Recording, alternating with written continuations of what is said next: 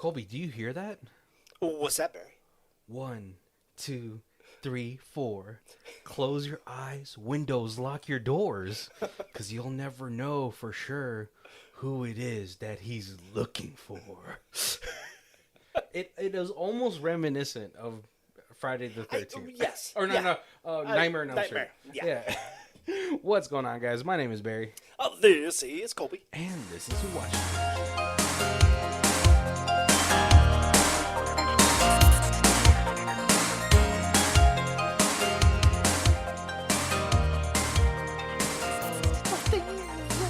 Welcome, guys. Welcome back to the second week of Rosario Dawson, underrated actress extraordinaire. You know, I always forget. I don't know if this movie is going to be on here this month, because I feel like it was pretty popular. But I always forget that she was in Men in Black 2. Right? Yeah, I was like thinking about it earlier today, and I was like, I swear, like, was she in Men in Black 2? Yeah. Because you know, it's kind of hard to shine with Tommy Lee Jones and Will Smith at the forefront.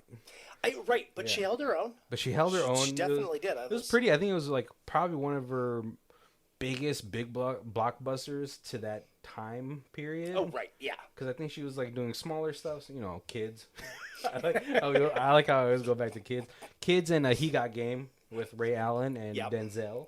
But I was like, yeah, she's in that movie. I always forget. I don't know how, but it's just because Will Smith and Tommy Lee Jones command such a presence. Right, yeah. But like, let's get into today's movie, which now I have what's it called? Now I have coined it. Guess that weird song. You know, just in case Mr. Owl was like, hey, you guys can't use my name, but we could use the word. We could use the word weird. Yeah. So this movie, this jam came out in 2020. This might be kind of a doozy because as I was looking through the list of songs, it's like they're all like rap songs. And without the beat, it's kind of like hard to guess that. Right. And I was like looking for like melodic songs. Yeah. So this one you might get, who knows. But you have to like guess from the tempo. It's still kind of hard, but oh, my mom has cancer, and that's a real bummer. I wish that I could save her. Please, someone say so. Joe says she could help me. I wonder if she can. Let's see what will happen in the water, man. Can you guess that 2020 top Billboard hit? I don't know on this one. It is Doja Cat, Say So. Oh. See, that's why I looked at you. I gave you that look when I said it. I said so, yes. Say So. And I try to give you a hint to the... Kobe doesn't listen to the radio much. I'm old. That's not an excuse. A lot of old people still listen to music today.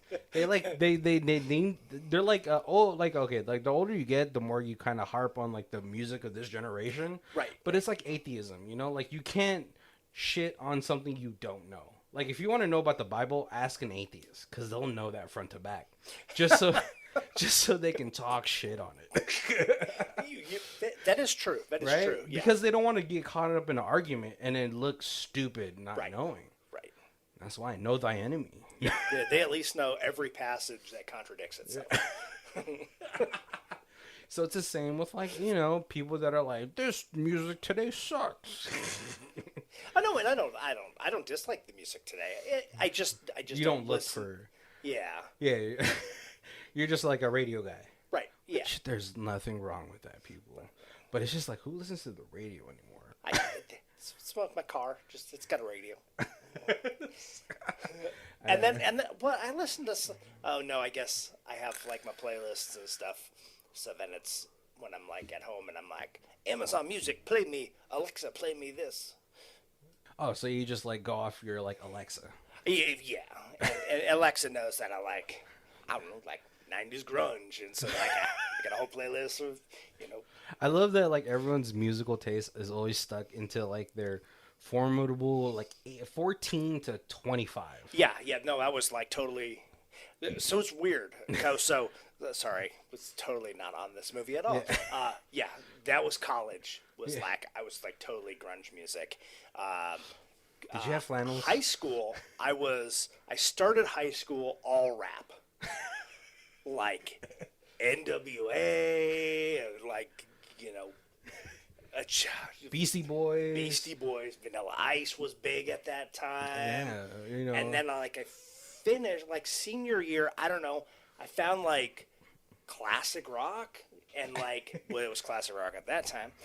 Now it's oldies. I don't know what but like Led Zeppelin, Stones, Aerosmith, still classic, like that. yeah. Like I really kind of got into Quiet Riot, like all that kind of stuff. And so like that was kind of like my senior year, and then like as I moved into college, the girls weren't into that as much, so I was like more into the grunge. Yeah. Did you own more than one flannel? I did. I had a couple flannels. I did. We're Vegas, so Oh yeah, there's you only no get reason to have more than two. Yeah, you only get like maybe 3 months worth of flannel weather. Right. But all right, well, getting out of like lanes of like I want to see Colby's high school photos now, but getting out of that lane, we got to talk about the 2020 movie release, The Waterman. Yep. How'd you find this movie? I never even heard of this. I had never heard of this either, and then just when I was looking at like Rosario movies, I saw it, and like just the movie poster was like, oh, that looks fantastical, fantasy-ish. Yeah. Yeah, it really did though. I was like, oh, I thought it was gonna be some sort of like Narnia type of situation, which it sort of is. It's sort of Narnia light. Yeah, exactly. But it seemed really cool. Like again, like Rosario Dawson isn't really the main focus. But she is like the main thing that moves the plot forward. Right. Yeah. Which I was like, okay, cool. It's really hard to find these. She got top billing, even though there's the guy who directs it is the dad, the actor, who's like a bigger part. Oh, and yeah. he's the director, but she still got top billing. Oh, I mean, yeah, because at this portion too, like Rosario Dawson is a pretty big name at this point in 2020. Ahsoka was like in the works. I feel like already. So I mean, but David Owe, sorry man, someone's gonna be like, you don't know how to pronounce his name. Oye Lowo. I'm sorry. I think he's much more of like a. I forgot he was Dr. Martin Luther King. Is he like a British actor? I feel like he's a British actor though. I won't even say that. Planet of the Apes. Yeah, he's in Planet of the Apes. That new trilogy. Oh, okay. All right, that makes a lot more sense then. But like, yeah, no, it's just like man, he's been working since '93, so. Yeah, he's got Come on, Hollywood. And then like the boy, like the main actor, like the main guy. Oh yeah, the main child. He looked so familiar, but then when I kind of did like a quick glance through, I was like, I don't know if I've seen him in anything else. Maybe I just. Because he's not an actor, he's a rapper. Oh yeah. I have to look him up. He does like some act. He does some rapping. He does some music. I think he does a sport as well. He's a pretty busy kid. But yeah, this movie's also, I think what's her face? You Get a Car. You Get Oprah Winfrey is also like an executive producer or something like that too. Okay. Yeah, I mean like you could see from the main cast like it is a. I don't know if it was like during the time what of was Netflix. That Wrinkle in Time? Is that? Yeah. I could see little bits of it. Wrinkle in Time was a much more heavier project though. Right. I guess didn't do too well. So this apparently got like a really limited theater release way after it was done because it was filmed 2020 right in COVID crisis. Yeah. Oh, okay. I thought this might have been like a part of like Netflix's like Black History Month releases, black movies. I think it was supposed to be a theater release, and then because of COVID, it got a very limited theater release, and then Netflix picked it up and made it like a and then so it just kind of under the a lot of movies during that time. Radar, A lot of movies during that time got under the radar situation, but unless you were like what Marvel King, Tiger King. Oh, Tiger King. And then but see, that was a streaming thing, so then it wasn't you got like that was on stream. Superstardom for like just hot trash of a man. I still believe to this day, as crazy as Tiger King was, Carol Baskins definitely killed his husband. He didn't get a lot of things right, but that's one thing he definitely got right. But no, let's get into this movie. It's a really cool movie. So we start off with Gunner riding through a town, right? And he like a little electric scooter. Yeah, and he stumbles upon a funeral, which he kind of peeks from behind, but he doesn't intrude. Oh, right. You know, very. First of all, I was like, "What is this?" But I was like, "What is this kid doing, scootering around a graveyard?" It's like tonight, and then we get a cut of him at home working on a graphic novel. Yep. And I was like, oh, no wonder Kobe picked this. And it's kind of cool. We get like a little small gist of his graphic novel that he's writing. It's Detective Knox, and Detective Knox is trying to solve the murder of himself as a ghost detective. Yes, his own death. Yep. Sorry, Gunner. That's already been done. It's called Yu Yu Hakusho. He is also a spirit detective. But all of a sudden, his mom comes in, played by Rosario Dawson, and they have like a really cute relationship. You know, a very, very close relationship until the dad comes home, Amos. Yeah. You know, driving a pickup truck. Kind of seems like, a good old American dad. Right. But as they're having dinner and everything seemed, the mother and father are having a good time. Like, they're having a good conversation until Gunner's like, oh, yeah, I was going around town and then I was at a funeral. That was weird. Right. Oh, and he's like, he's looking at a book and his dad's like, we don't look at books at the table. Oh, well, that was what the mom said. The mom said, Gunner, no books at the table. Because I think you can tell, like, obviously throughout the movie you can tell there's a little bit of disconnect between the son and the father. Definitely. And it's more of the mom sort of has to be the mediator of kind of easing back into a family nucleus. Right. And so like the mom is the one that says it, and then when he says I went to a funeral, that's when his dad had to chime in. Is like, what? What the hell's wrong with you? Those are private. Yeah, it's a private, that's like a private situation. What were you doing there? And Gunner looks kind of disheartened because he's like, it was research for my book. And he's like, you don't do that kind of thing, Gunner.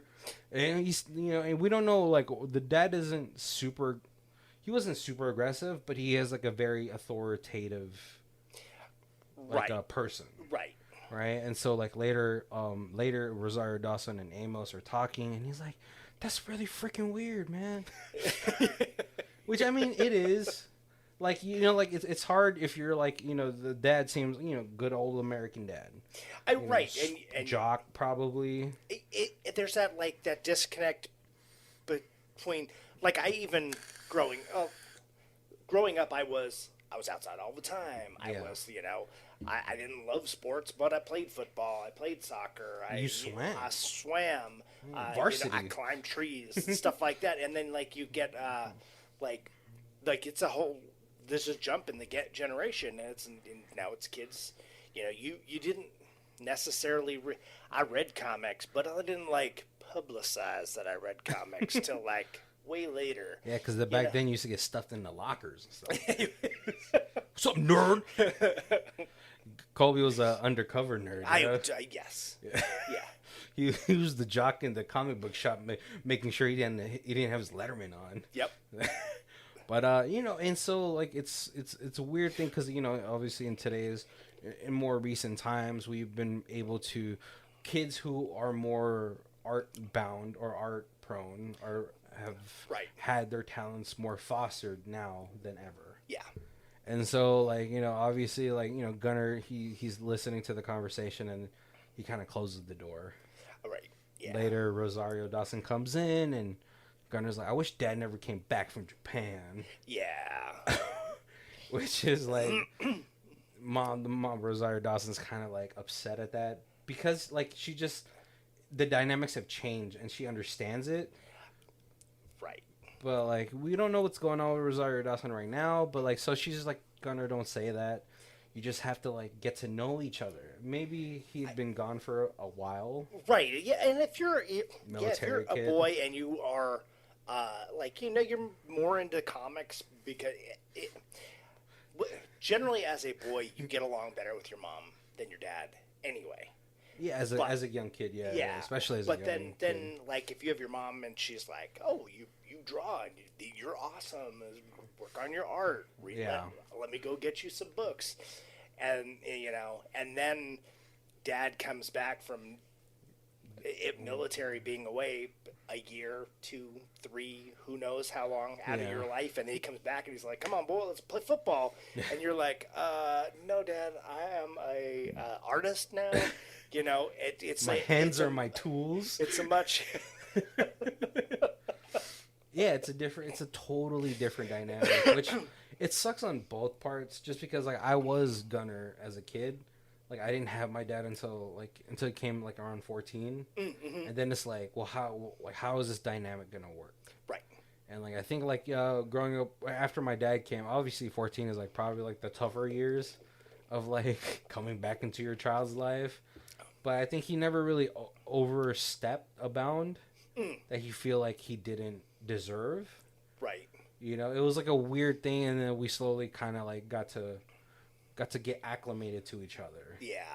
And if you like in a situation like this, if you were like, what is he like, 12, 13? Yeah, probably like around, I would say 12, 13. So if we say 12, say like you and your dad are friends until you're 10, and then he moves away for 2 years.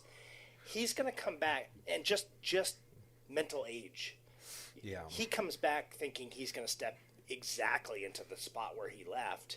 Wow. And for the difference between 10 and 12 is a decade for a kid. Yeah. Like that is, you've grown a lot.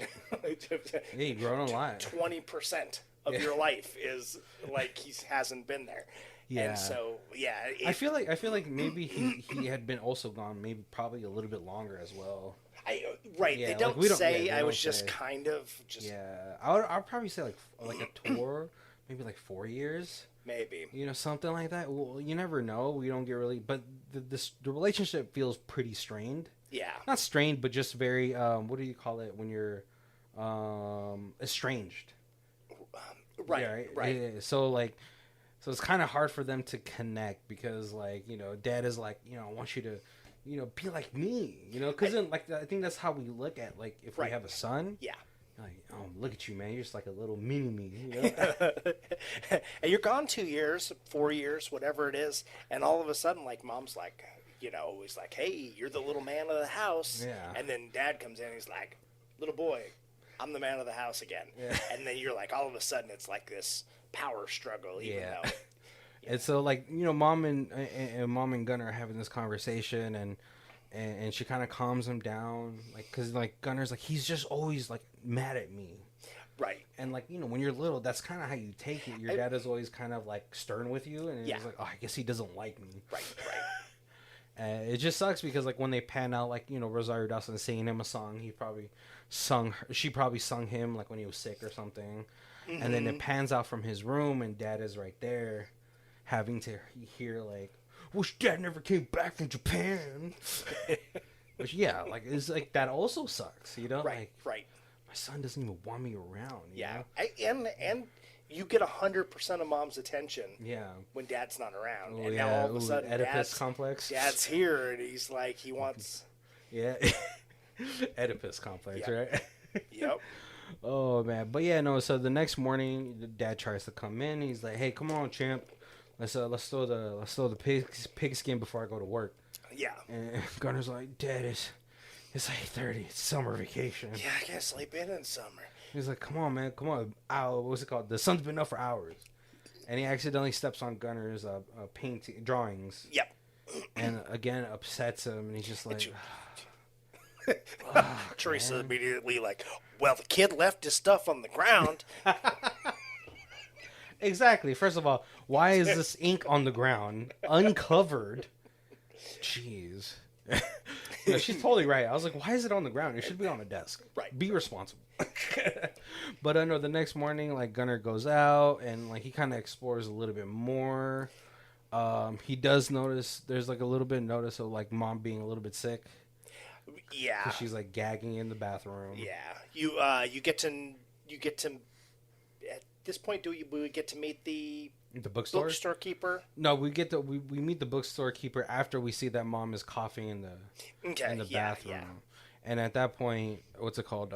He goes to the bookstore, and the book lady is like, oh, hey, what's up, Gunner? Like, I got to chapter 12. I don't know what Watson and right and Sherlock are gonna get into. Yeah, because they're reading the same mystery book because he's doing research for Detective Knox. Detective Knox. And he pulls out all the books, and she's like, oh, you read all these books? He doesn't clarify it. I don't think he does. I don't think he did. It was just kind of a, hey, I need some books on like more on medicine now because I'm going to be researching something different. Oh yeah, he's like, I need every book that you have on leukemia. Yeah. Oh yeah, because I want to say is like, yeah, the dad comes home and he's like, Dad, Mom's sick again. Like, right. And then that's when he goes to the bookstore, gets all these books. Yeah, well, because he finds a bottle of her medicine that Dad brought home, and he looks it up to see what it's for, and then he kind of deduces. Yeah. Because it's, so, at 12, do you say, oh, Mom's just not feeling good, or do you like, oh, Mom's got cancer? That's how where's that line? That's a tough one too. I mean, because so we do find out that like they moved to this smaller town.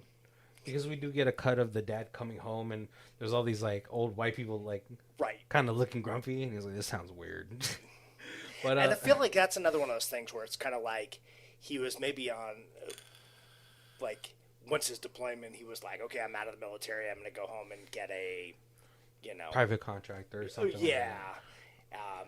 And to get that kind of job and in a place that we can afford and everything while you're sick, we have to move to a little smaller town and maybe not necessarily where we want to be, but it's fresh air and fresh air is good for you. Being in nature is good for you. You just try to elevate those moods. So, but no, and so like we go through this small little montage of like seeing Mom get like maybe she's getting what's it called, chemo or something like that, because now she's set up at the house. There's a in-house nurse coming by to give her medicine, right? And Gunner's like, I think you should be giving Mama little WebMD over here. Yep. And the nurse is like, kid, that's not up to me, I'm sorry. Right. Yeah. And so Gunner, kind of upset, he kind of goes on his scooter, starts exploring the town again, where he runs into like this small little like ruins. So we'll just call it. Yeah, there was like what it was the old Children of the Corn situation happening over here. The old mill or something. Yeah, the old mill house, I think. Like that. Yeah, and it was all closed down. But so then it comes the kid hangout. Yeah, and there's one main kid, little blue haired girl, which is never a good. Blue haired girls are always Karens by the internet.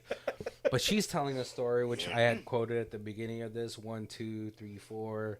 You never know who you're looking for. And she brings up the Waterman. Yeah. And she's like, if you guys want to hear more of this story, she passes around a collection bucket. Yep. It's $1 to hear the rest of the story. And there's all these little kids. and then she tells a story. And then, what's it called? I don't know. So I'm getting a little muddled here. But he goes maybe to the books lady. Well, so one of the books that so he keeps going back to the bookstore and picking up stuff. Oh, yeah. And one of the books that he gets has like handwritten notes in some of the pages of the Waterman, and it talks about the Waterman. Yeah, and it says like immortality. Yeah, and stuff like that. And so like he looks up who the book owns, or who previously owned the book. Right. And it's Doc Ock. Alfred. Yeah. His name's Al Molina. Yeah. Yep. Yeah, something like that. I was like, oh my god, Doc Ock is in this movie. One of the species victims. He was studying immortality. He retired because Spider-Man whooped his ass. He moved out. Took away the power of the sun in the palm of his hand. He moved to some small town. And, I'm like, that could have been Doc Ock's house when to go in. But no, and so like Gunnar goes over there, and then Alfred Molina is just like, "What is this, a prank?" Yeah. Where's your friends with their little cameras? I don't know. I'm voicing him like he's Gary Busey. Like, but no, Gunnar's like, no, I saw your notes. I saw the story of the Waterman, and so Alfred Molina brings him inside, and he tells the story of this man who was a miner in the olden times of the town. Right. Not super old, but so it was like he had gotten the myth from the girl, and then he kind of gets the more factual history that the myth was spawned off of from this guy. From Alfred Molina. And so he tells a story about when the town was a mining town. Yeah. How his grandfather had noticed or knew a man who was mining, and the town was sort of a dud because it was all obsidian, which cost less than iron. But then he found something. He found a special ore that glue. And then all of a sudden, the town goes through a little Noah's Ark situation, a flood, right? Yeah, which washes like the waterman and his wife away. But the waterman ends up surviving because of the ore around his neck. Right. And so now the whole story is that the waterman is looking for his wife to revive her with the ore. And they say like, oh yeah, there's tracks all over the forest saying that there's animals that have been revived from this ore, and the waterman is searching for his wife Sarah. Right, because it doesn't matter how long she's been dead, the ore should be able to bring her back to life. Even if it's just bones left. Yep. And so Gunnar's like, okay, now I got a plan. So what's it called? So he goes back home. He's like kind of formulating. He also gets a map. Oh yeah, the guy's like, here, I have a copy of the map. You can. This is It's by the wild horses. This is where his area, where he's been searching. So yeah, which is the wild horses area. But no, he goes back home and he kind of starts to plan things. But then he goes to the bathroom and he sees his mom, like changing. Yeah, and she's like bald. Yeah, because of the cancer. It's the first time he's really seen her because she's always wears the scarf on her head and everything. Mm-hmm. And then he kind of like panics. He has like a panic attack. Right.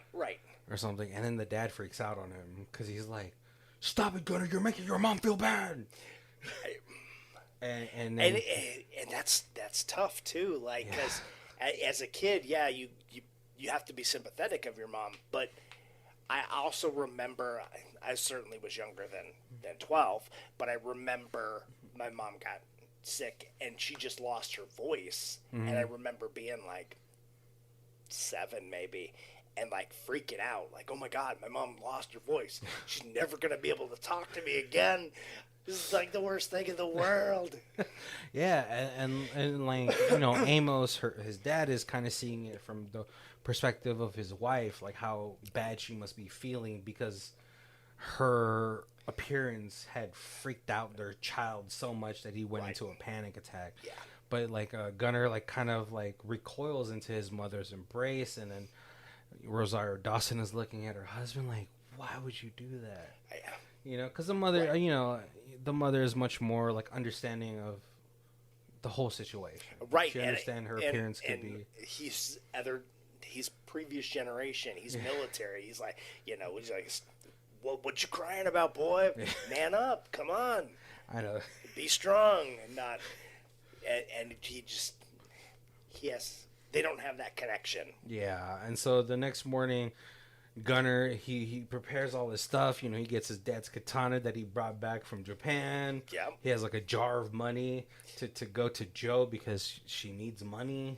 Right. And all this stuff. And so, like, he goes to Joe, and he's like, hey, I need information on the waterman. And she's like, well, how much money you got? Because if you got enough, I could take you to him. Right, yeah. Because look at this. It's $2 for the story. Yeah. But if you want me to take him to you, take you to him, I need all your money. Yeah. He's like, but I got to buy supplies.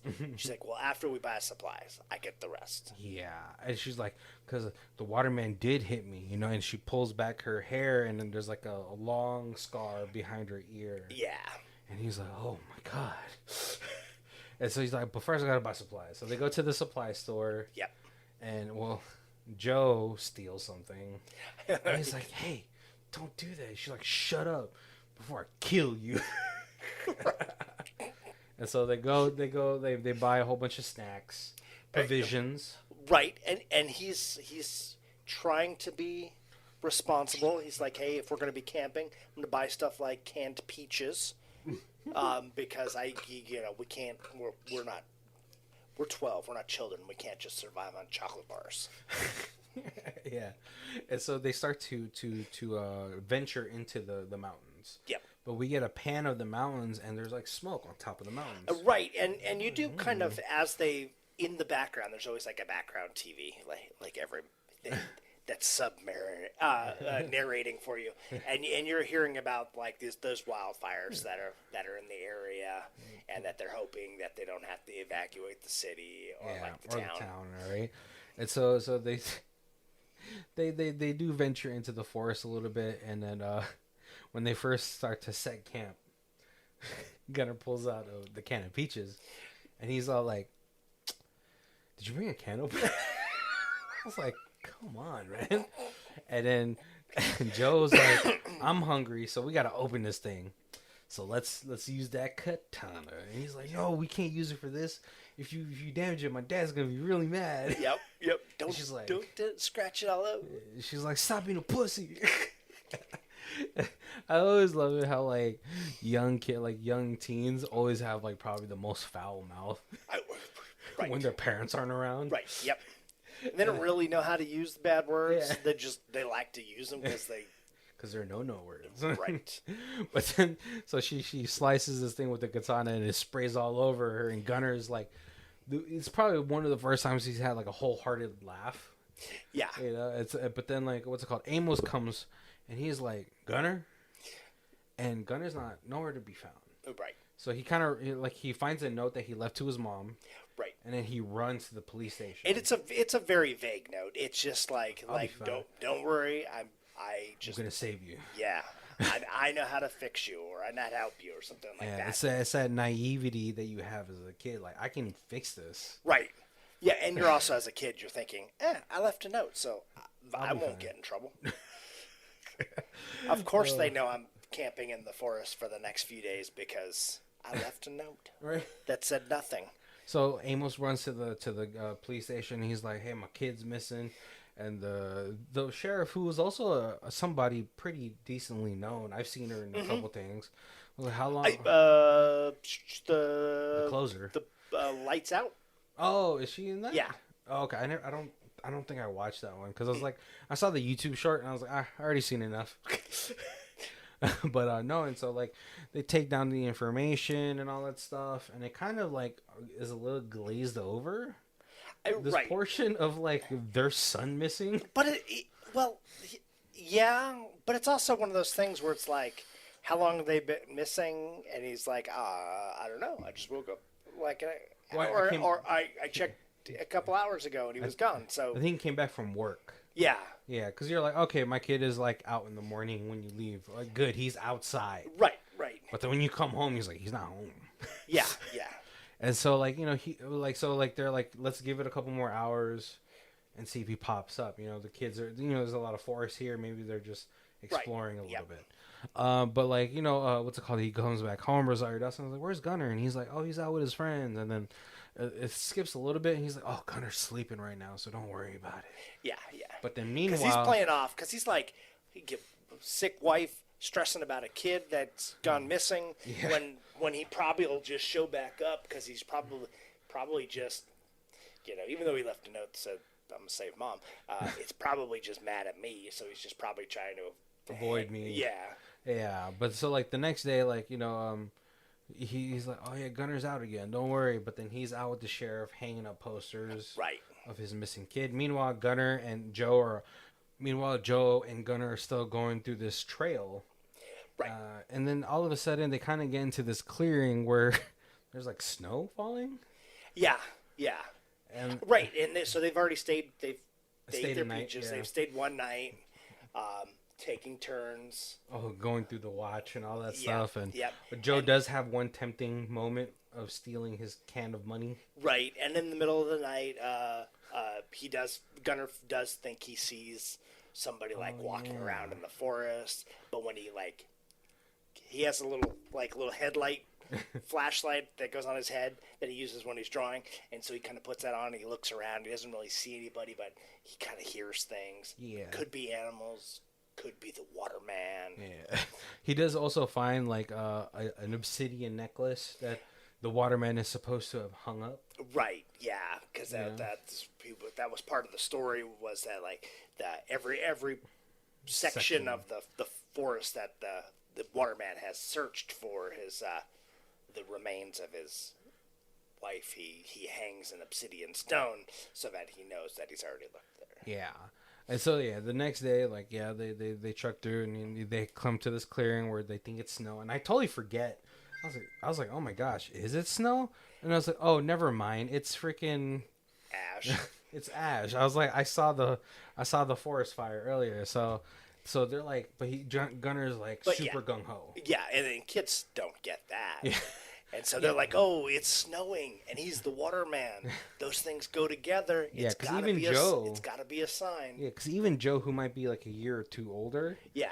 Is like, oh, or maybe she's just a year older. Girls do mature a little bit faster, so kind of like, on the timeline, I don't know where it's at. So they keep gunning through. Sir. But what's it called? And so as they truck through this whole trail... Gunner and Joe also have like this moment where like they're eating again, and she starts eating the candy, and Joe's like, well, if you want to know more of the story, you're gonna have to eat the stolen candy. And he's like, I'm not gonna eat that candy. Yeah. Oh, she starts off like polite. She's like, do you want some candy? And he's like, no. And he's like, why did you say it like that? Because it's stolen. Well, if you want to hear any more of the story, if you want me to take you any farther, you gotta eat the stolen candy. Yeah. And it's a cute bonding moment. Yeah, it's like what kids do, and wrestle, try to force food in each other's mouth. Yeah, she was probably also like kind of like offended that like, oh, what? Because I steal, you think you're better than me? Right. Yep. Super New Jersey. No, just kidding. But they stop fighting because all of a sudden, a gang of horses. I don't know what you call it, a herd of horses. A herd, yeah. They start trampling through, so they start running. Yeah. They start running, and then they finally get to a clearing. They're like, you know what? Let's camp. This is getting wild. Right. And again, that's another one of those things where you're like, as a kid, you don't understand. Well, they didn't even really know there was a fire. But as the horses are like, oh, hey, there's fire coming. Let's get the hell out of here. Well, so they're booking the opposite direction so they can. I think even as an adult, I'd be like, why was there a herd of horses? Oh. But, like, I would have definitely... I grew up in California, so I know what a forest fire smells like. Mm-hmm. But, no, and so they head up to another, like, little cave or, like, underneath a tree root or whatever. And there's a funny moment because, like a cockroach ends up on Joe, and she freaks out, and then Gunner is, like, laughing out loud again, and she's like super pissed this time. She's like, right, I hate bugs. All right, this is my line. You stay over there. And and in the night, Gunner wakes up because he feels something crawling on him. Right. And all of a sudden, they wake up to a cave filled with these cockroaches. So disgusting. It was like some Fear Factor level of collection of cockroaches. Yeah. So it is super crazy. But and so they accidentally get what's it called? They get flushed out of their thing because now there's like a waterfall. Basically, yeah. Of cockroaches. Yeah, it's one of those like there's a few bugs on them, and so they start to panic, but the whole back wall of the cave is now covered in bugs, and because they're panicking, they bump up against it, and then all the bugs like fall on them, and then it's like this slippery slide of like, because they're also like right outside the front of the cave is like a little hill. Yeah, it's a slip and slide of bugs that they're trying to catch their footing on. And it's the worst slip and slide ever. End up losing she loses her jacket. He loses his backpack with like the food, the provisions. Yeah. And the jar of money. Right. So now like they're like, what do we do? You know, like Gunnar kind of like puts his arm around her to like kind of warm her up. Right. Yeah. But meanwhile, Amos goes to the bookstore as they're still hanging up posters, and then he finally runs into the bookstore lady and was like, "Oh yeah, Gunnar is like the smartest kid I've ever met in this town." So yeah, you know, they get to the whole situation that he's missing, so she's worried. But then they finally go into the hardware store, the supply store, right? They're whatever. Oh yeah, where they had bought their supplies. And he's like, "Wait, are you in the Navy?" Because earlier when they were buying supplies, Joe kind of freaks out on him again because of the blue hair. I think it's the blue dye that makes her be right, super defensive. I was like, first of all, you stole, so you know you did something wrong. Yeah, but Gunnar... and he's carrying Gunnar's carrying a sword. So the guy's like, little kid, why you got a sword? Are you should I be calling the cops? What are you guys in here like buying a bunch of weird food? Yeah, but Gunnar notices and sees that guy was former military, and he was like, hey, were you in the Navy? My dad's in the Navy. This is his sword. He brought it back from Japan, and so they kind of like have this like little bonding moment. And the guy's like, okay, hey, you showed me some respect, so I'll show you some respect. Little sales technique that he did over there, but and so they finally get a clear understanding of where there is. Joe finally gets the sheriff gets a trace on the number. Oh no, that's a little bit later. But no, and so like okay, so now they kind of have a clear understanding of where Gunnar is going. Right. Yes. Right, because like also like what's it called? And then all of a sudden we cut back to Rosario Dawson. She gets a call because she starts looking for Gunnar, and it's a call from the bookstore lady. Right, who's kind of calling to check in because she cares about this kid because he's a regular, and they working together on this on they have a little book club story. Going on, and then now she's freaked out. Amos comes home and she's upset. Oh yeah, because that's when she finds out that what's actually going on. But then she also understands because like she does the same thing to Gunnar. Yeah. And so like now they're just both worried. Amos comes outside because he hears some kids and he's like, "Have you guys seen this kid?" And the kid's like, "Maybe the waterman got him." Right. And like, "Shut up, man. Let's go." So they leave and everything, and then we cut back to Gunnar and Joe, and now they're at this river, and there's like this huge log that they have to cross. Gunnar tries to do it, but he slips. Right. And fortunately, the scabbard of the sword has like a strap, and because of that, the strap gets caught on a branch, on a little stump on the branch, and so it keeps him from completely falling off the log. And Joe has to go save him because Gunnar's like, I can't swim. If I fall in the water, I'm gonna die because I don't know how to swim. But Joe has like the best idea. If you're gonna cross anything, you got to do the butt crawl. Yep. And so they're finally able to get through that. But then now they're having like kind of like a weird situation happening because like Gunnar's starting to sort of be suspicious of Joe. Yeah. Right. But we cut back to the parents and what's it called? Rosario Dawson's like, I got a text from Gunnar. Said that he's fine. But it's from some number that I've never seen before. Right? So they give the number to the sheriff, and she runs a whole background check, and the sheriff gets a hit on the number. Right. And they find out. They go back to the parents' house or to the dad's house. And we find out that Joe is mobile home. Yeah. And find out that Joe is in a home where she was getting abused. Yeah. Like physically, like violence type. That's where she got her scar from. It wasn't from the waterman. It was from her dad. Yeah. And so that was pretty rough. And then now Amos is like, what's it called? Oh no, when we cut back to Amos, and he's like, I gotta go look for him. And I don't know where he's gonna be, but I just have to do something. Yeah, he's in the forest somewhere. And now, and they're also starting to be like, the sheriff's like, hey, I can't have all my people looking for out you, here yeah. looking because this There's a forest fire is getting close enough. We're gonna have to start actually evacuating some of the people on the outskirts of town. And she even says like all these animals are like herding together and migrating because of the forest fire. So I'm really sorry. Like we know some information, but I'm sorry. It's just what's it called? The very Star Trek situation. The needs of the many outweigh exactly. Yeah. the needs of the few. And of course, you get a very honest reaction from Rosario Dawson on that part, because it's definitely like, in her mind, I don't care about anybody else in this town as long as my kid is safe. So like, yeah, put the sheriff on the phone with me and let me and Dad's like, no, we got this. We know what we're doing. And so Amos is like, I gotta just look.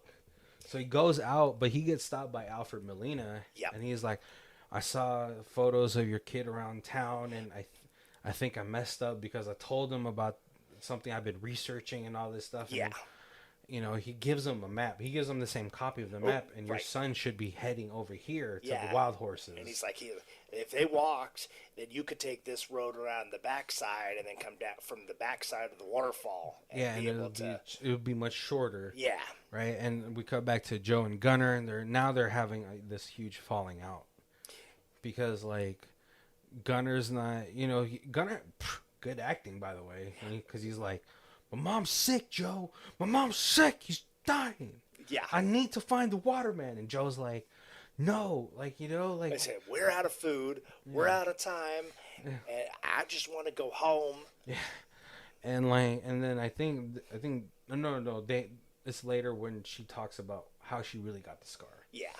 And so, like, they split up, but then she looks back to where Gunner headed towards, and she's something inside of her is like, I can't let him go there alone. Right. And then a couple times earlier, she kind of makes the comment, like, she's trying to scare him, and then she makes the comment, like, if you get scared and you want to leave, I still get to keep your money, right? Kind of like if I scare you, we can go home and I still get paid, like like a scam, right? Like a tour guide scam. But now that the money's gone, got lost. Yeah. Now it's more like, oh yeah, I'm scared now too. So because she's still just a kid too. Oh, so, right. Yeah, like now the incentive is gone. So now like I could just be scared. Yeah. But no, as Gunner trucks through this whole situation, he starts to go into the forest and it gets more like foggier and he's coughing and he doesn't know what's going on. Yeah. He doesn't understand it, but then he gets to the riverbank and he sees a house. Yeah, like a little wooden shack. And he's like, it's probably just like a fishing. Yeah, like, just like a whatever, like a little, like a hunting cabin. Yeah. Like you're supposed to just chill out but he goes in there and it's like, it looks like from the pioneer days. You're right. He takes out his sword and he's like surveilling, but then he hears footsteps. Right. And so he hides underneath the bed, and then the waterman sits by the furnace. He lights it up and he's like, I saw you walking out there. Yep. And then like Gunner comes out and then they have this sort of not confrontation, but this sort of showdown. Yeah. And he's like, I know what you're looking for, Gunner.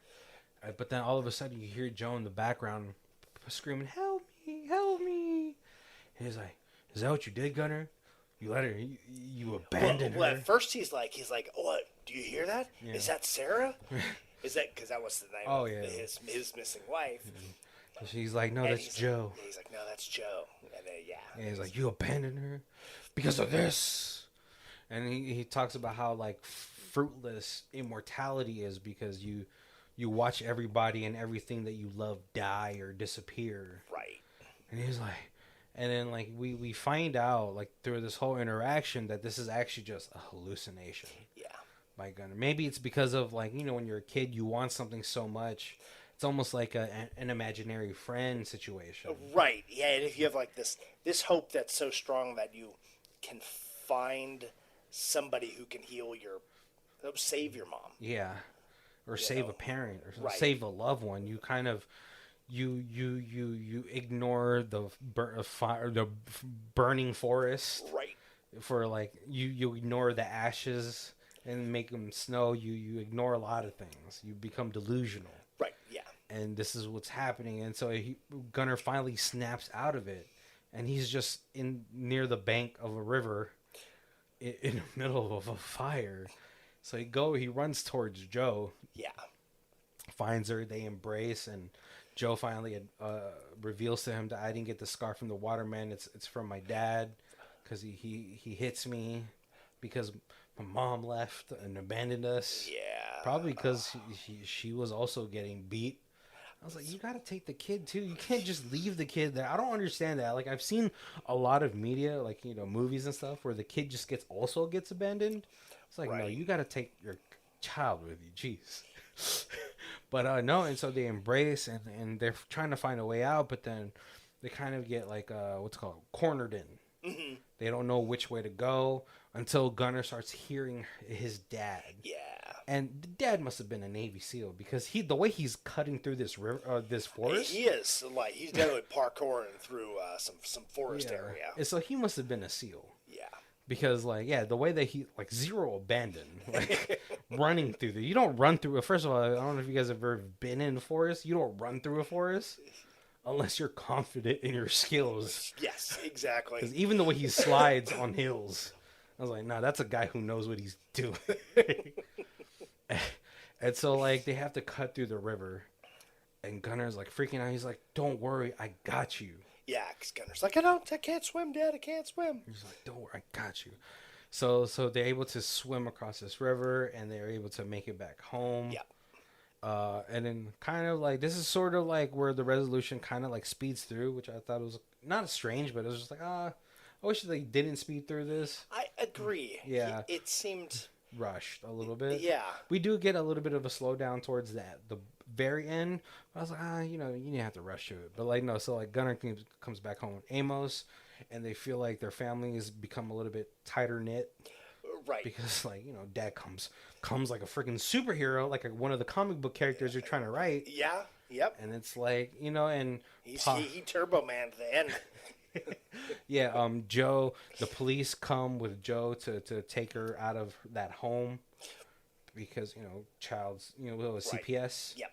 And all that stuff. And then I don't know if Joe is now staying with Gunnar and their family. That's what the impression that I got, but they, like I said, they kind of glaze through, and then it's. But they have this nice little moment, Dad's still learning how to cook. Right. They got smash burgers, extra crispy,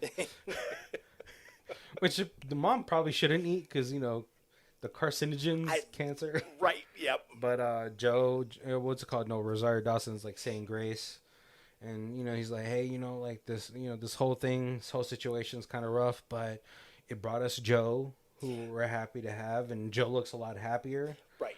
And actually, Mom looks healthier. Yeah. And so, yeah, and the movie kind of just... Oh, well, we do get a cutaway.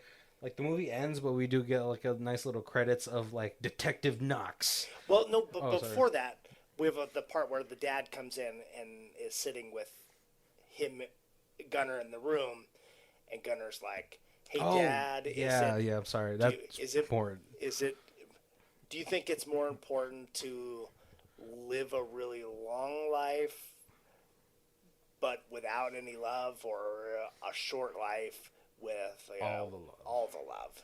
Yeah, and Dad always says a short life with your mother is better than a long life without her. Yeah. Yeah, that's super important. Sorry, I had that mentally noted, but I was just, doing the whole recap, it kind of right. But yeah, no, and then as the credits roll, it's a little bit of the Detective Knox comics. He writes in Joe to be his partner, right? Who helps him solve? Yeah, and they kind of incorporate a little bit of that the adventure into the story, and then he finishes this comic. Well, it was cute, and then they have a little song playing in the background that incorporates the little 1, 2, 3 jingle. Also, Dad also gives Gunnar a gift as well. It's a whole a painting or artist case. Oh, right. Yeah. That's right. Yes, he did. And Gunnar was like, I don't really draw anymore. And he's like, no, you got to. Because I don't know how to finish the story. And he's like, sometimes like the story writes itself. Yeah. It gives him a little pep talk and stuff like that. Really cool present. You know, like it shows that the dad is like trying to get to know his likes. Right. So like they can bond and all that stuff, which is really the dad's like job. Is like, let me find things that you love so we can bond like that. You know, obviously, if you like later on, if he gets into sports and all that stuff, obviously they can bond like that too. So Right. Before we get into our thoughts about the movie, let's go into our other segment, High Star, Low Star. So we got a 10 out of 10, a Dan out of Dan. I won't deduce a single star. I think it's supposed to be deduct. A single star out of the 10. I haven't read the other comments, but I am sure that the average is going to be a 5.6 out of 10. Means underrating. This is a perfectly meaningful and touching movie that you can watch with your kids from time to time. It teaches the kids the meaning of life, the merit of helping each other, not just your family, but anyone who has been brought into your life, regardless of their background. And as a family movie, it doesn't drag. It doesn't drag me at any moment at all. Any moment at all. Not a single minute is boring. But last but not least, not many movies try to describe kids with cancer, parents in their patients in their family. I would recommend it to anyone, not just kids, who have similar sorrow, or anyone who wants their kids to have a positive attitude towards life. And then we have a 1 out of 10. Real? Sorry, there wasn't a really great 1 out of 10 like things, so this is like the longest one that was on there. There's nothing special about this movie. Don't waste your time and money. A boring cliche story and some other dumb Hollywood stereotypes. Women are never wrong, men are stupid. Guess who's the real a-hole of the story? What? Yes, you guessed it right. A white man. It was a terror. It was like the longest thing. Other ones are like, other ones are just like boring. I was like, no. What's it called? What were your thoughts for this movie? I actually really enjoyed it. I love a premise of I don't know, just something in me, like that fantasy of reality being more than what's on the surface, and like believing in hope. Like it took. There's a lot of movies that are kind of like this, like we guys said, Secret of Nim or whatever. A Wrinkle in Time. Yeah. There's the one where like I Fight Giants. Yeah. It's kind of like that. Bridge to Terabithia is a little bit. It's a kids movie. Yeah, but it's like you could even go like Mr. Megorium's Wonder Emporium is kind of like that kid trying to find meaning or trying to cope and using like this their imagination to make more out of reality so that they can make their way through. Yeah, I like that this movie hits a lot of like different dynamics as far as like with family. Yeah, because the kids. Okay, like first, like to talk to the person that's 1 out of 10. Most kids movies are cliche. Like it's kind of hard to make up anything new at this point in time. But like I think this is like really nice because it has a lot of like family dynamics that kind of is like sort of the main focus for a lot of movies. Like they kind of hyper focus on things, whereas this one I felt like has a more realistic depiction of like being estranged from your father because he's been gone for so long. Right. And like trying to find a way to mend those bridges for those relationships, the not animosity, but just like the misunderstanding of each other. Right. Yeah. Is good. Also like, showing how a kid is trying to deal with a parent who is terminally ill. Which towards the end she looks a little bit better. She has a little bit more color in her. So like it's just like but like also showing how a kid can cope with a parent being sick like that. Right. Trying to find escapes from reality. Yeah, there was another one that was recent. What was the one with Jason Momoa? And there was the girl whose dad and her lived in a lighthouse. Aquaman? No, and then her dad passed away. But she had like this fantasy, like where it was like she had to keep going back. Like her dreams kept taking her back to the lighthouse. Because you said lighthouse, and I was like, that's Aquaman. Dune? No, it was pretty recent too. It was just a couple years ago. Slumberland? Slumberland. Yes, and so she was dealing with it in the fantasy every time she went to sleep. Like she was having dreams of kind of the coping and getting through it. Oh, I gotta watch this. And This went straight to Netflix, didn't it? Yeah. Oh, and he's like a minotaur or something like that, or some sort of goated man. Man. He's kind of like her imaginary friend, but when she's sleeping, he's very real. Oh, it reminds me of that one Fred Savage movie with Howie Mandel. Yes, yeah. That movie, Under the Bed. Little Monsters. Little Monsters. Yes. So yeah, like you said, I thought they did a great job. Having there be like a fantasy, but keeping it still based in reality. Yeah. And it was because he was writing his graphic novel, his comic books. When things got really fantastical, they did it like more sketchy. Oh yeah. So it was, which is really cool. Yeah, but it did kind of still. There was still some parts where you weren't sure. It's like, hey, especially once you got to the end and you found out that the Waterman wasn't real. There was still some parts where you're like with the bugs. You're like, obviously there was some bugs in that cave, but was the amount of bugs that was like a slip and slide of bugs, was that real? Or did they imagine that there was that many bugs because there was 6 bugs on them, so they imagined it was 1,000? No, I think that one might be real just because I think animals do tend to herd like that if there's like a fire.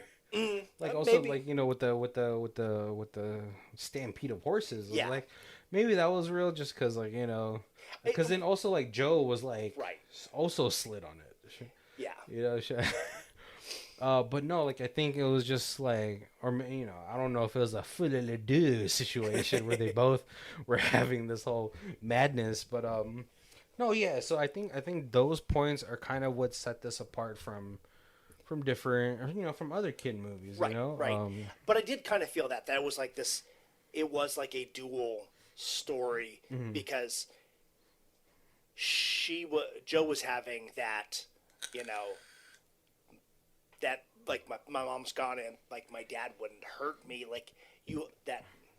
my dad's my caretaker, my protector, so he wouldn't hurt me. So obviously it was her fantasy was the Waterman was bad and hurt her. Yeah, because you'd rather believe that than the person who's supposed to be your parent.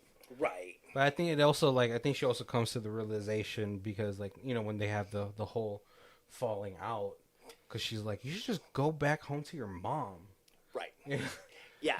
I know she's sick, but at least she's here. Yeah, and it was kind of that was when she was grasping the reality. Yeah. Of the whole situation. This isn't. It wasn't this fantasy of some strange man attacking me. It was, it was my dad. And now that I realize that, you need to go home, and if you're only going to have your mom for a little bit, it's important to. Yeah, a little bit is better. Her. Yeah. The time that you have is better than not. So. But yeah, I thought that it was without being preachy or without forcing those things, it flowed really well. Yeah, most definitely. Yeah, because a lot of those situations can be super preachy. Even the reviews that I wanted to choose one that was a pretty neutral one, just because some of the reviews were finally a movie that shows a good black family or something. I don't think it was even about that. I mean, it was nice to see obviously people of color having their own movie, right? you know. But like I wanted to look for the review that didn't focus on there. They just focused on like, the story.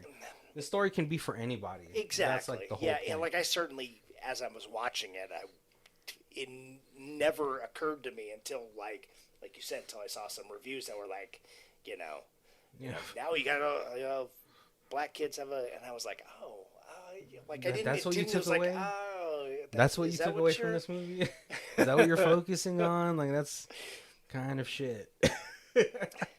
No, yeah, I love like the story of like, you know, this dad trying to connect and kind of being awkward with their own kid. Right, and I felt like that was so realistic, like because so like weirdly like the part that was the least realistic was, you know, I feel like Rosario Dawson would have been way more upset that he didn't tell her that her son was missing. Yeah. And then, you know, it was still like they're so excited for him to come home, but they still would have been like, oh my God, thank goodness you're home. Hey, we will talk about this in the morning because you're going to be grounded for a month. Exactly. I was like, no, you have to be grounded. And then her staring daggers at her husband, like, how could you? How could you keep this from me? Just because I'm sick doesn't mean that I wouldn't worry. Right. Yeah. So. You don't think I would worry? You don't think I wasn't gonna worry if I didn't see my kid for 3 days in our own house? I didn't even hear him step through the hallways. Yeah. Your footsteps would sound different. It'd have been really funny if there was like a little cut of him like making like putting like 2 little small sticks with his shoes on. Oh man, but we're gonna close out the episode. So before we do that, make sure to check out our other months down below. We got a bunch for you. We're in space. We got Lady Fight Club month. Oh man, Nazi zombie month. Nazi zombies, right? We did that. Nazi black magic, yeah. That was. We did creature features. Yep. We got a bunch there for you guys to check out, but we do reviews in 4 different sections. We have Stream It, DVD, Blu-ray, and the Ultimate Box Collection. Kobe, where are you at for this one? I don't know.